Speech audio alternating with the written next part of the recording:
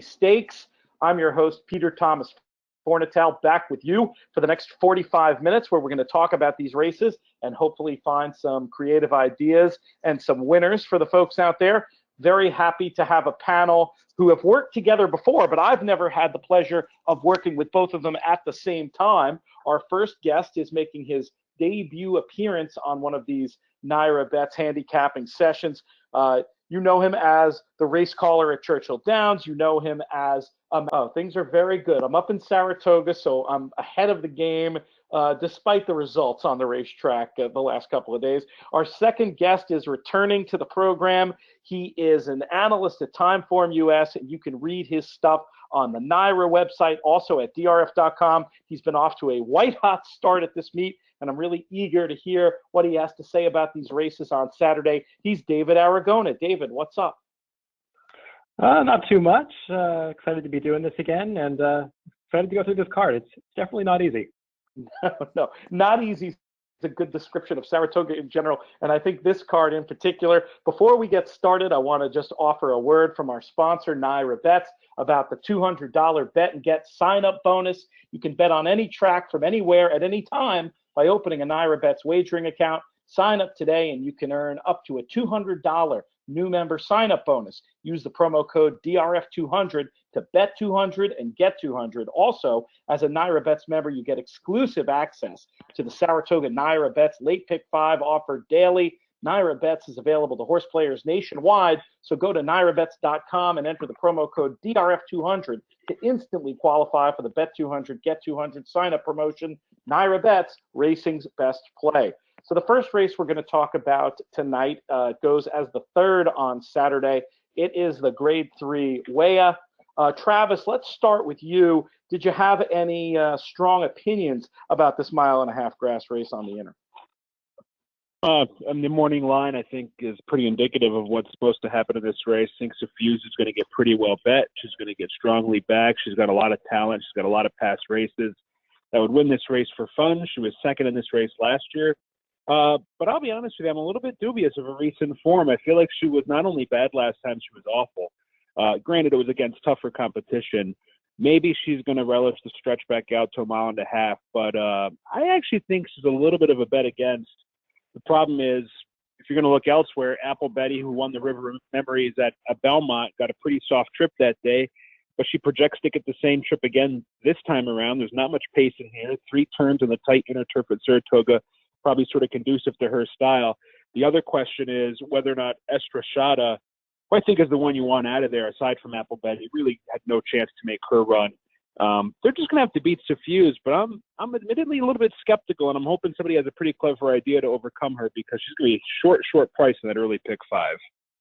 Oh, that's very logical. David, where did you end up landing in here? So I went into this race thinking I'm probably going to pick against Suffuse because, like Travis said, I just wasn't thrilled with her recent efforts. But the more I looked at her, she's only gone up to a mile and 3/8 in her last 3 starts, and she actually ran quite well in that race. The Sheep's Head Bay against C. Khaleesi, she kind of got caught in a pocket while C. Khaleesi was making an outside move. A mile and a quarter, it's just really a little too short for her. I mean, one of the best races that she ran in this country, going back to June of 2016 when she went nearly 2 miles in that race at Belmont. So, I mean, she's a horse that, the stamina is really her greatest asset. So I think getting out to the mile and a half here, I expect her to run a better effort than her last couple of races. And if she does that, I just think she's probably going to win because you look at what else is in this field, and I guess Apple Betty is the other horse that's going to take money, but she was just walking on the lead last time in that River Memories, and sure, she's probably going to have the same setup today because there's not a whole lot of speed in here, but just not the biggest fan of hers. I think we've seen what she is, and she's just okay. Like Travis said, out of that race, Estrashada did have a bit of a trip. I'm not sure how much run she really had because coming around the far turn, it kind of looked like she wasn't really going anywhere, and then he kind of had to stop riding her for a split second, but I'm not sure she was really getting anything that day anyway.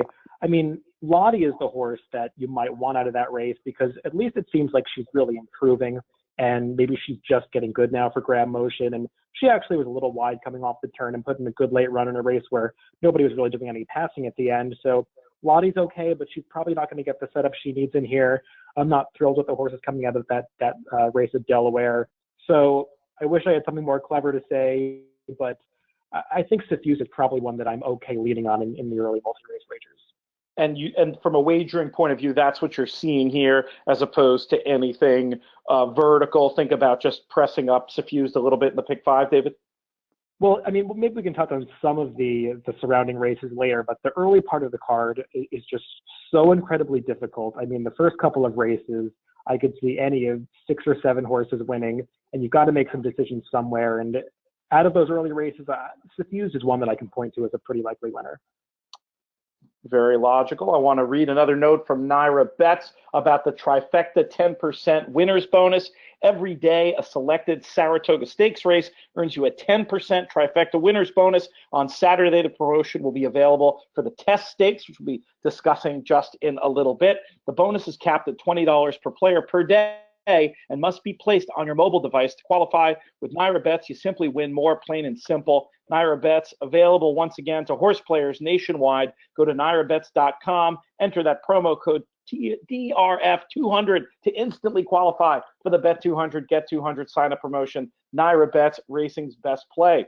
Let's move on to the race 7, which is the Lure Stakes. David, this time we'll keep it with you. Do you have a strong opinion in here? Chad Brown is probably going to win this race because he's got the horse. I mean, that is way the horse to beat, which is Projected, who's drawn the rail, a perfect spot for him.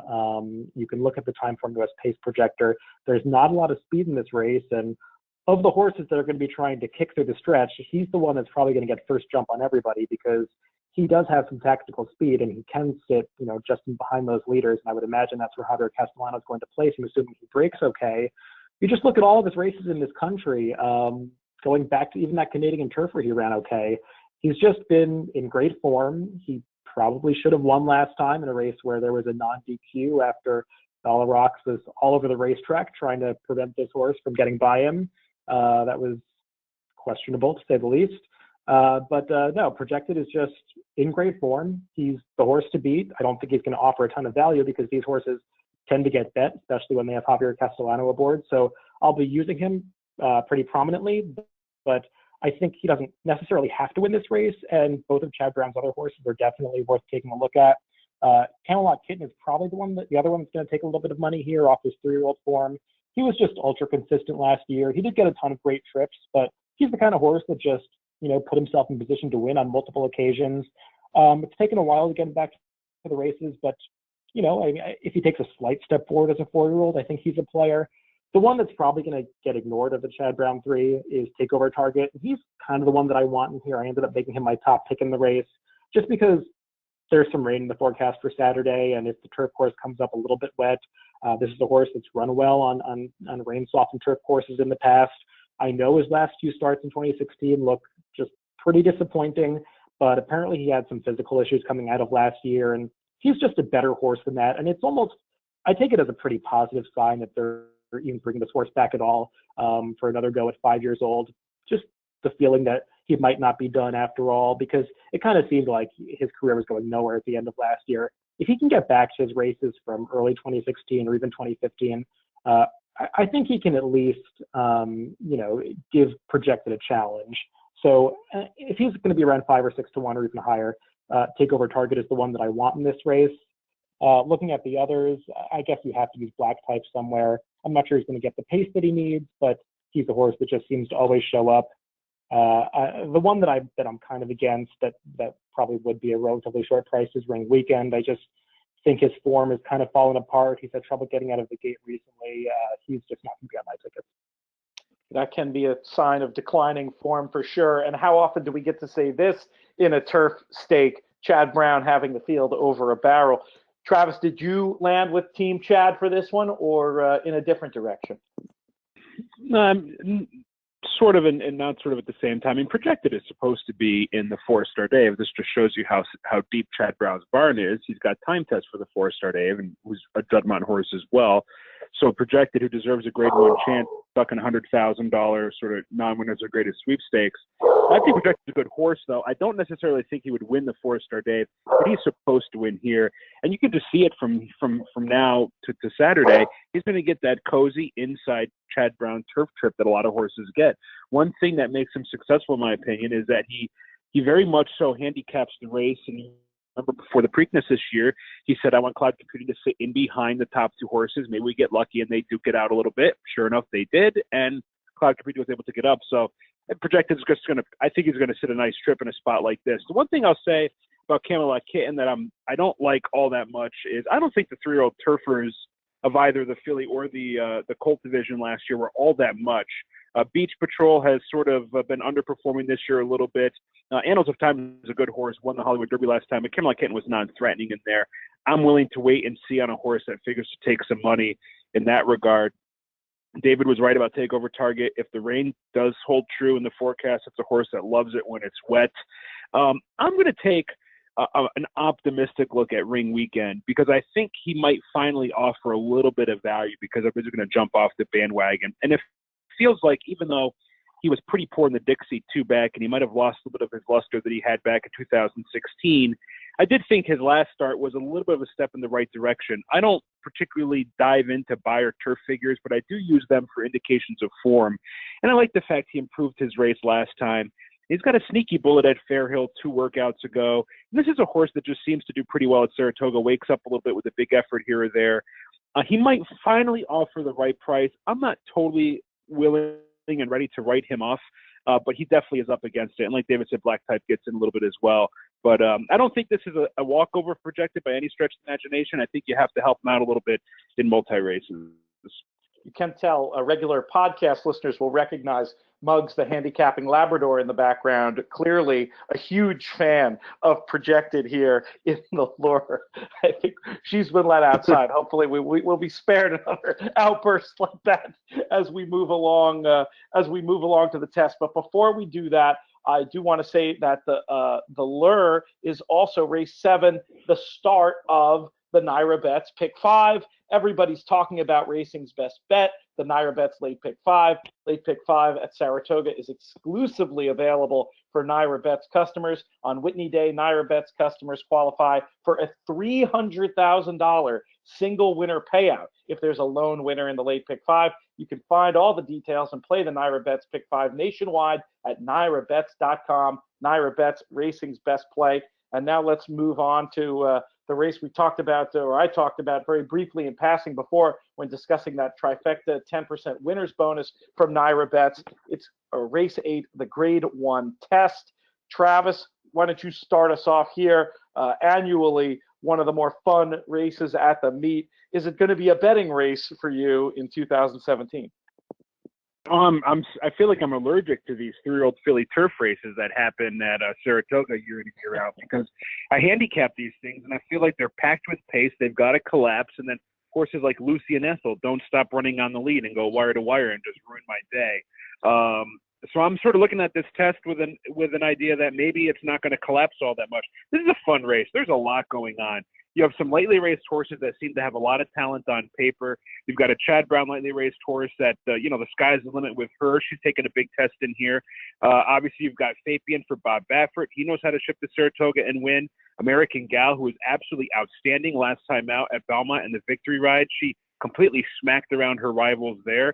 And then, even the second-tier horses have some ability, from horses like Vertical Oak and Chanel's Legacy. They all have some figures that would at least get them in the conversation. Is it a betting race? I think so. I think you just have to figure out how you're going to play it. Are you going to play the race to sort of stick apart on the front end, or are you going to play the race to fall apart a little bit? I'm not going to be super clever and try and figure out who's going to win the race. I'm going to use a bunch of them on top, but there are 2 horses that I want to key underneath. One of them is Your Love for Chad Brown, who I just think this is one of the types of races or horses that excel in his barn. He puts them in a spot where they can be competitive. I think the race flow could help her. I think the added distance is going to help her. I just like her to sort of pick up pieces late in the race. I don't know if she's good enough to win. And then my crazy idea in here, you might laugh me off the webinar. If you disconnect, I'll understand it. It's Tequilita, who I just think the cutback suits her well. And if they do want to get a little bit frisky up top and make this pace go a little bit, I think she has a chance to maybe pick up some pieces. And as you know, Pete, we sat together a lot last year. I love to key, 15, 20, 25 to 1 long shots to kind of hit the board. I don't think she can win, but I'm going to play her in 4th and maybe up into 3rd, because if this pace gets wonky, I think she's live for a share. I love that idea, actually. That sort of bottom-up construction in the trifecta and super is exactly the kind of contrarian betting strategy that can yield big dividends. David, what did you think was going to happen in the test? My strategy is kind of similar to what Travis described in terms of trying to get some long shots in there underneath in this race, because I think every horse in this race has something going for them, and there are horses that are pretty talented that are going to be large prices that can get in there somewhere. I do just want to say off the bat, though, I picked the American Gal in this race. I'm a big fan of this horse, and I think she's the most likely winner. Under a separate set of circumstances, she could have been the 2-year-old champion last year, because she got this crazy wide trip in the Breeders' Cup Juvenile Fillies. She was much the best that day. She was wide again in the Starlet next time when Abel Tasman beat her. She was a really, really talented 2-year-old, and it was just great to see her come back last time and even take a step forward at 3, beating a solid field in that victory ride.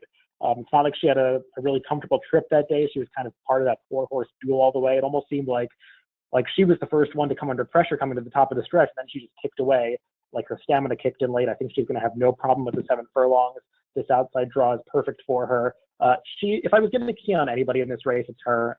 I just think she's pretty talented and would be a deserving test winner. The other horse that's going to take money is Fabian. I know she's coming in with the big speed figures. I'm not so sure what I think of the competition she was facing out in California. So those horses are okay. I guess she's going to appreciate the cutback to 7 furlongs. She's definitely in my play, but I kind of preferred American Gal to her. The horse that Travis mentioned, Tequilita, when I did this show before Belmont Day with Mike B, I remember he picked this horse in the Acorn, and she was scratched that day. So I know Travis isn't necessarily alone with his opinion on this horse, and I think she's a little interesting. I mean, there aren't that many late runners in this field that should be coming late at this distance, so she's definitely one that I want to include. But the horse that I'm most interested in at the big price in here is Cursor. I know she looks just too slow, but she, to me, is the only true closing sprinter in this race. And her last race was actually a little better than it seems. She won that really easily. I mean, she just went from last to first in the blink of an eye. I've always thought this filly was best going around one turn between 6 and 7 furlongs, and she's only gotten a chance to do it twice this year. I just think she's a horse that's really moving in the right direction, and she's going to get a piece of this. I don't know if she's good enough to win, but she's definitely a horse I'm going to key underneath in trifectas and superfectas. A couple of great creative ideas for underneath uses out of the test.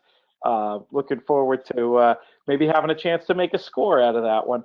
Let's move on to race 9. It's the Whitney. But before we do that, I want to talk about another NYRA Bets promotion, the Saratoga Bankroll Builder. America's favorite promotion is on NYRA Bets. Bet 50 to win in select stakes races and earn a $20 bonus per race. There are 3 races left in the Bankroll Builder series.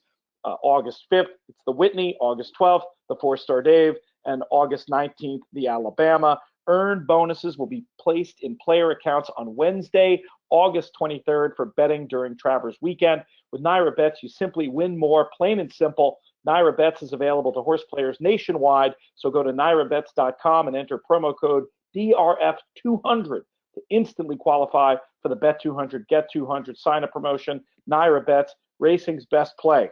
All right, here it is, the Whitney, one of the signature races of the entire meeting, and some very interesting storylines here, especially with what we've seen recently from Arrogant out on the West Coast. David, is Gunrunner going to cement his position as a potential horse of the year candidate should Arrogant not get back to find his form, or are we going to be seeing an upset here in the Whitney? Yeah, this division definitely got shaken up a little bit with Arrogate's performance recently. And Gunrunner would be a deserving horse to kind of, take over that spot in case Arrogate doesn't come back to form. We all hope that he does. His last race in the Stephen Foster was just spectacular. I mean, he earned a 139 TimeformUS speed figure, which is way up there in Arrogate territory. This is the quintessential sort of horse that was a good 3-year-old. They decided to keep him in training this year, and he has just taken that next step forward and turned into a monster. I think the question that Gunrunner really has to answer is, in his last 4 starts, he's been able to control the pace, not necessarily slow paces, but he's been on a clear lead, and he's just, extended late. In this race, that might not be what he gets to do, because they entered Cautious Giant, who seems like he's a rabbit. I saw Dave Grenning just tweeted that he's actually going to have Paco Lopez on board for this race. So, I mean, that, sends a signal. Paco Lopez is going to go after Gunrunner early. Now, as a 3-year-old, Gunrunner could easily sit off horses and still make a run. Has he gotten better because he prefers being a front runner, or has he just gotten better because he's a better horse? I think that's the question that Gunrunner has to answer here.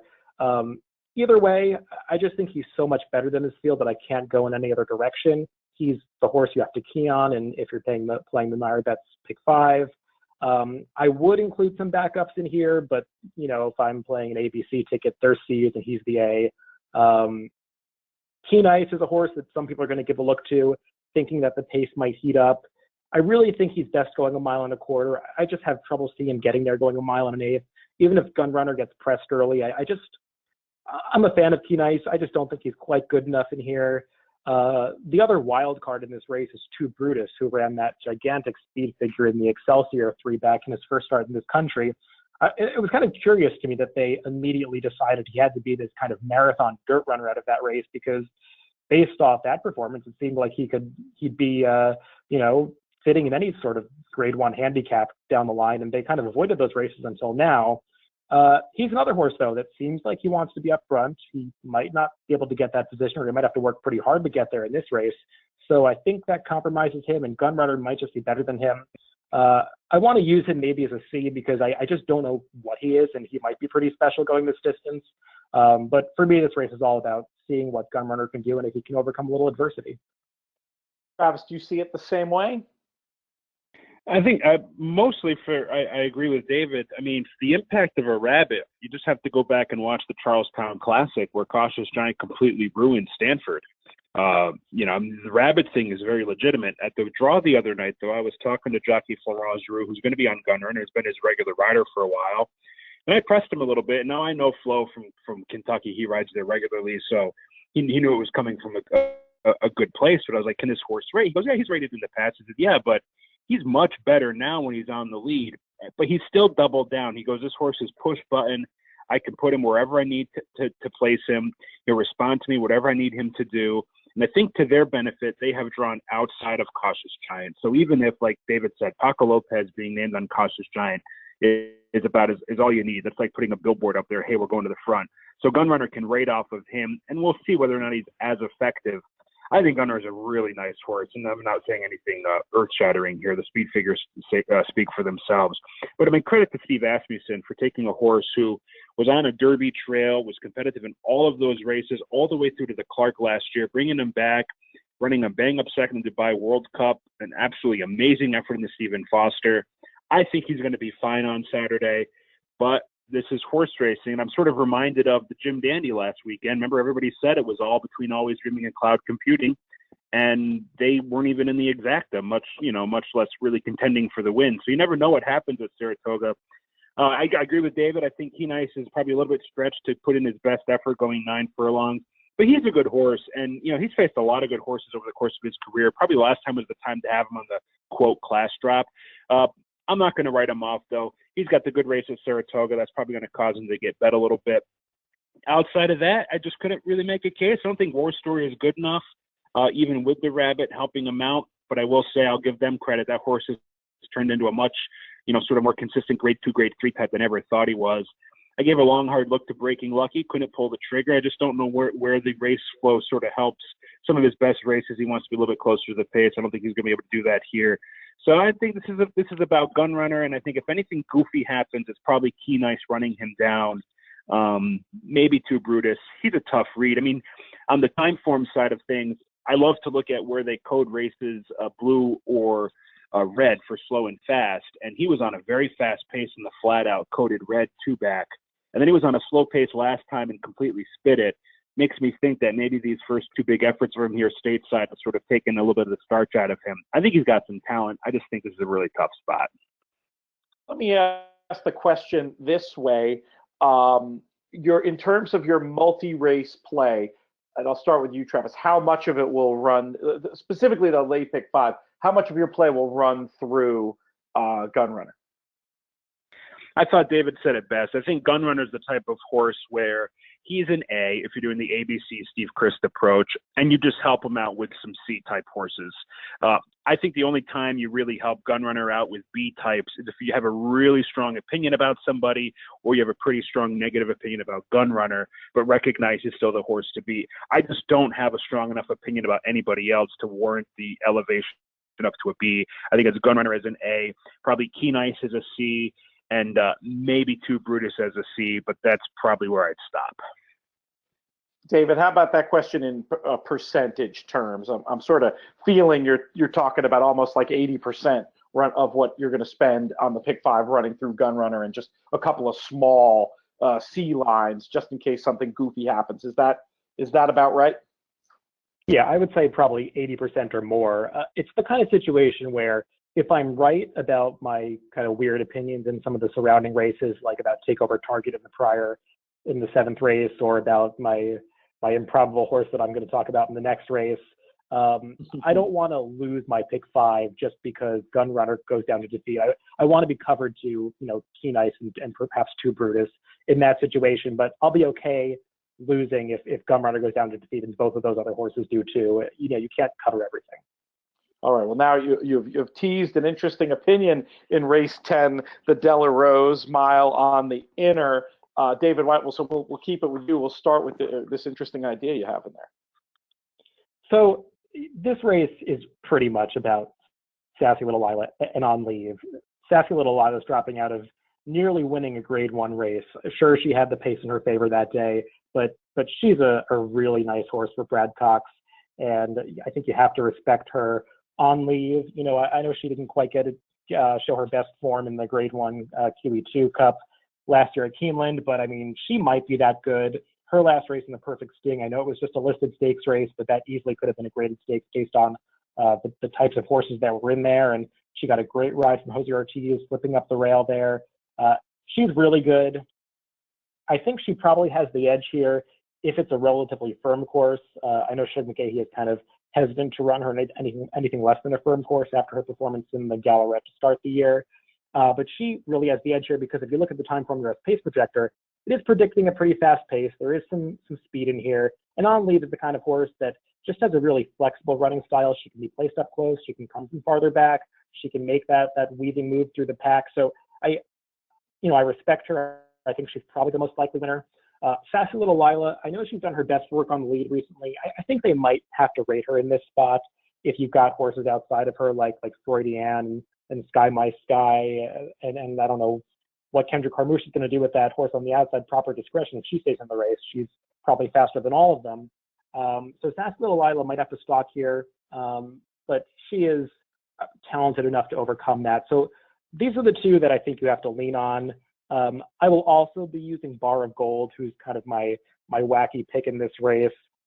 I know she just doesn't look good enough on the turf, but if you watch both of those races, I think she just hasn't gotten the right trip for her in either of those starts. In that race at Aqueduct, that was a turf course. You really wanted to be saving ground down on the rail. And Chris DiCarlo, that was the first time he had ridden her. And she's a really tricky horse to ride because she gets super rank early in her races and she wants to make these premature moves.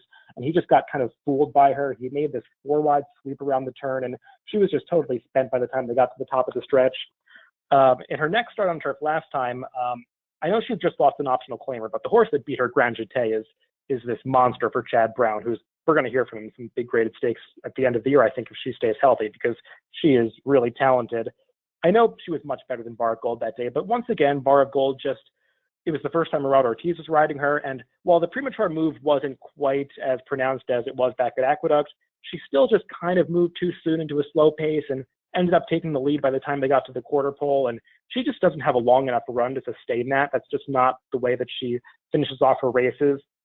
This time, there's a fast pace predicted, and they can kind of get her to settle further back off the pace.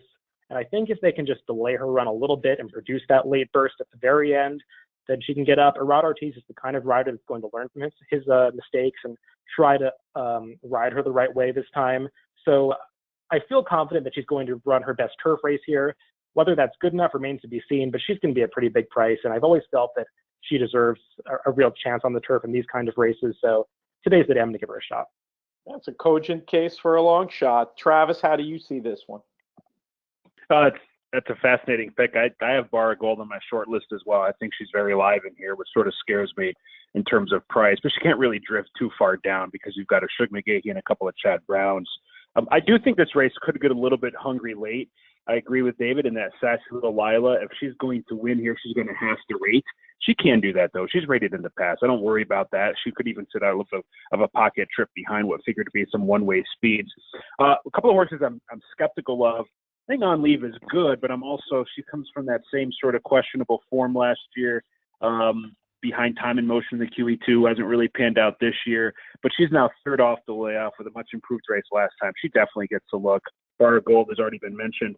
I think the way to play this race, and I don't want to say she's a goofy pick on top because I don't think she can necessarily win. But I love Puka's race in the Swanee River where she was well off the pace and she rallied to get a piece of it. Dickinson was the winner that day. Dickinson is not Dickinson anymore, but she was in good form in the early part of this year. Alici's World was in that race. She's in decent form. I don't like Alici's World in this spot, but I think Puka is going to offer the right value. I think she's going to be forced to sort of rate off the pace. And she's got a lot of good closing efforts that would give her a chance to hit the board in here. And I know I put her 12-1 in the morning line. It's sort of a hard line to make because you have to question how much some of these Chad Brown horses are going to get bet. But I think Puka, put it this way, she's not going to drift down from 12. She's going to drift up from there and could offer a nifty little sort of Superfecta horse to round it out at a good price. I like that idea as well. David, I know you had a couple of spot plays you wanted to mention, especially maybe something earlier in the card that is going to be part of that pick 5. What do you have for us? Yeah, the early part of the card is pretty crazy, especially the first couple of races. I don't have spot plays there. I wish I did. I wish I had stronger opinions in those races. They're just really difficult to figure. I wanted to take a look at the 4th race. It's a maiden special weight on the turf going 1 mile and 16 for 2-year-olds. Some interesting first-time starters and horses that have run before. I just feel like this is the kind of race that might not get bet the right way. Because there are a lot of horses with pedigree that don't really go out for barns that win first time. And I'm a little skeptical of them. Horses for Bill Mott. I know he's got a couple big price winners going 2 turns up at Saratoga, but overall his stats doing this are just not that strong. His horse Irish Territory, the 7, has a huge pedigree. The dam is a half to Zokoba, who we saw come over here and win the Man of War. She's a pretty exciting horse, but I just don't really see these horses as horses that I want to bet first time out. So I'm more looking at those that have experience, and there are some interesting horses in here. The one that might take a little money, I think, is Eclipsed Moon for Ken McPeak.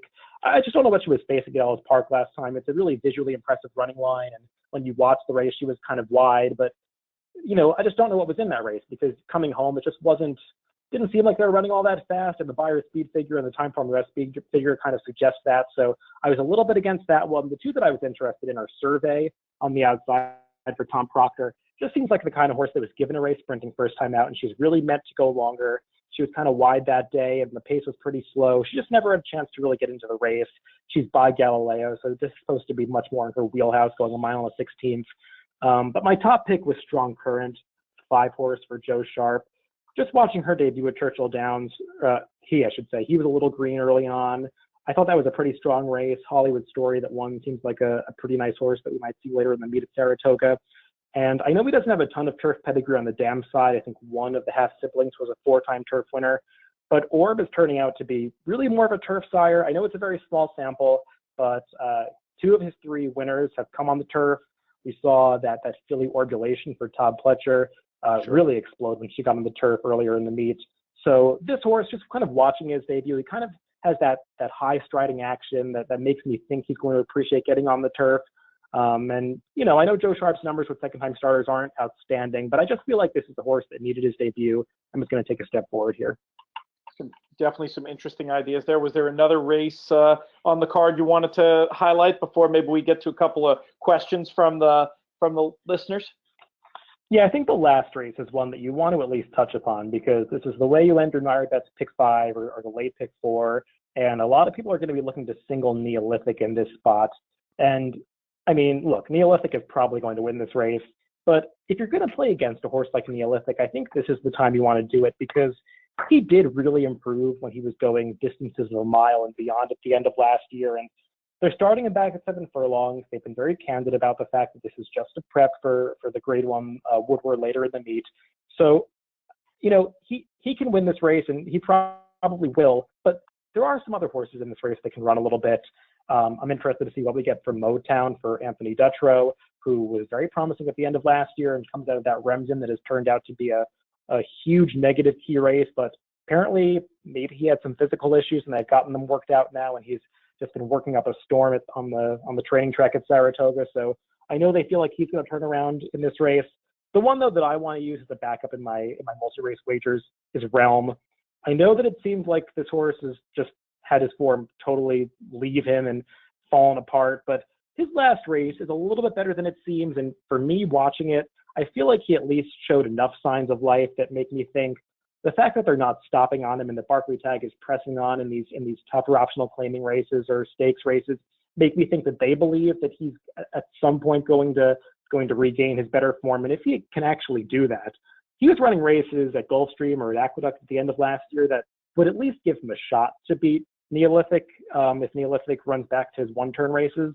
So I want to use Realm in here. I've been a fan of this horse, and I just, you know, I feel like he can handle the 7 furlongs, and he'll get a relatively up-close trip in here where there's not a whole lot of speed. So he's the one that I want to use as a backup. I know he's not the most likely winner by any stretch, but, you know, I just don't want to totally single Neolithic in these multi-race bets.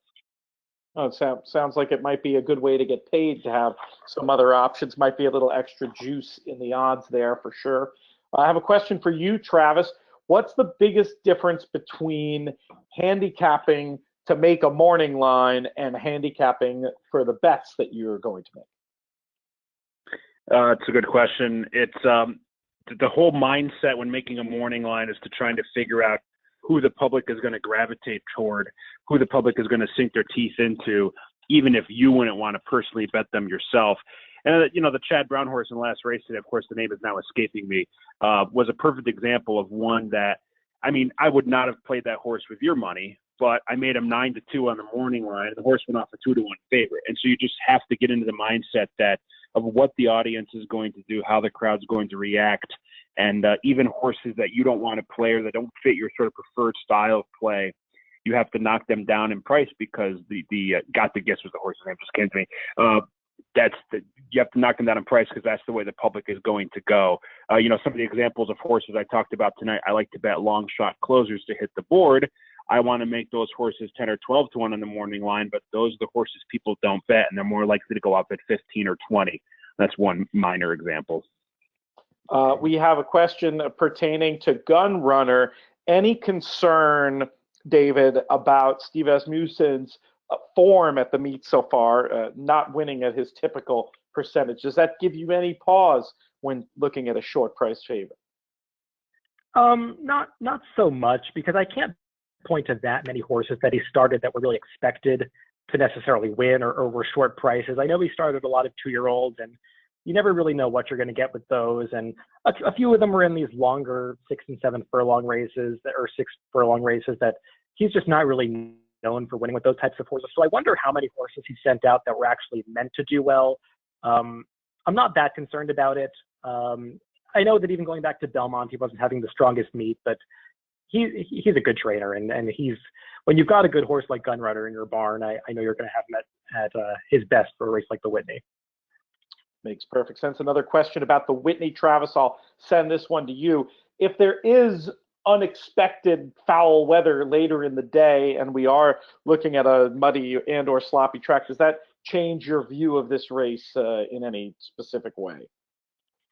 I mean, you'd be lying if you didn't say to yourself that all of Gunrunner's best races have been on fast racetracks. And if you at least look on paper, his worst race on paper in the slop was the Haskell last year, where the track was pretty sloppy. He was theoretically in decent form. He rebounded out of that race okay, which might suggest that a wet track does not exactly hit him between the eyes, so to speak. So if the track does come up sloppy, I might start to talk about elevating some of those C's to B's just to help them out a little bit more, because I do have the opinion that Gunrunner is not quite the Gunrunner we know if the track has some moisture in it. But like Gunrunner that's sort of developed and matured into the horse that he is today, a lot of times they can overcome those sorts of things. So I'm not willing to pick against them, but I'd be lying if I want to elevate some of those helpers a little bit. It sounds like a sensible way of doing it. You don't totally go against what your view of the race was, but you change the way you're weighting your picks with an issue like weather. David, I'll ask you this one. Somebody wants to know if War Story is a bounce candidate in the Whitney.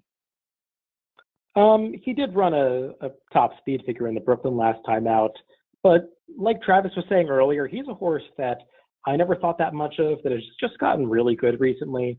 And, you know, I wouldn't say that the Brooklyn was necessarily a much better effort than his prior start in the Charlestown Classic, or, you know, some of his, even his Pegasus World Cup was a fine effort for him in that kind of field. So, I mean, for me, he's just a horse that's gotten more consistent.